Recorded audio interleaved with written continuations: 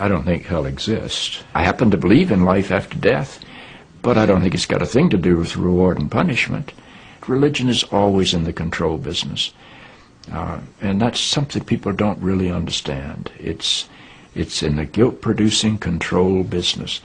And if you have heaven as a place where you're rewarded for your goodness and hell as a place where you're punished for your evil, then you sort of have control of the population.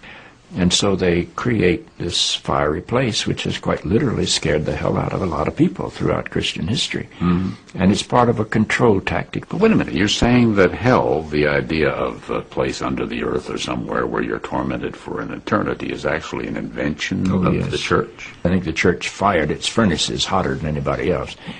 But I think there's a sense in most religious life of reward and punishment in some form. The church doesn't like for people to grow up, because you can't control grown-ups. That's why we talk about being born again. When you're born again, you're still a child. The people don't need to be born again. They need to grow up. They need to accept their responsibility for themselves and the world. What do you make of the theology, which is quite prominent these days in America, which is that there is one guaranteed way not to go to hell, and that is to accept Jesus as your personal Savior? Yeah, I grew up in that tradition. Every church I know claims that we are the true church, and they have some ultimate authority. We have the infallible Pope, we have the inerrant Bible. The idea that the truth of God can be bound in any human system, by any human creed, by any human book, is almost beyond imagination for me. I mean, God is not a Christian. God is not a Jew or a Muslim or a Hindu or a Buddhist.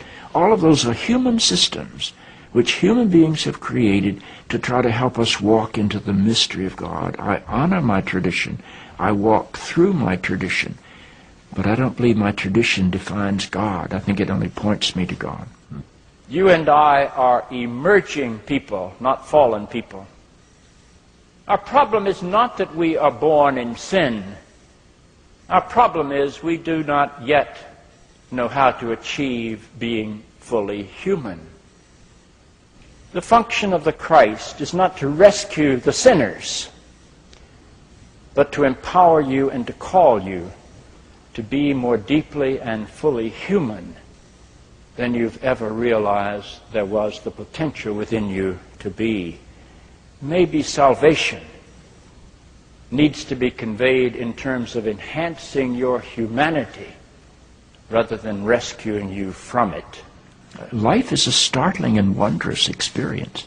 And eventually, I think we're going to discover that God is unfolding through the life of our consciousness and our self-consciousness, and is not a parent figure up in the sky. But I believe because I'm related to something that is not bound by time and space, that I will share in whatever God's eternity is.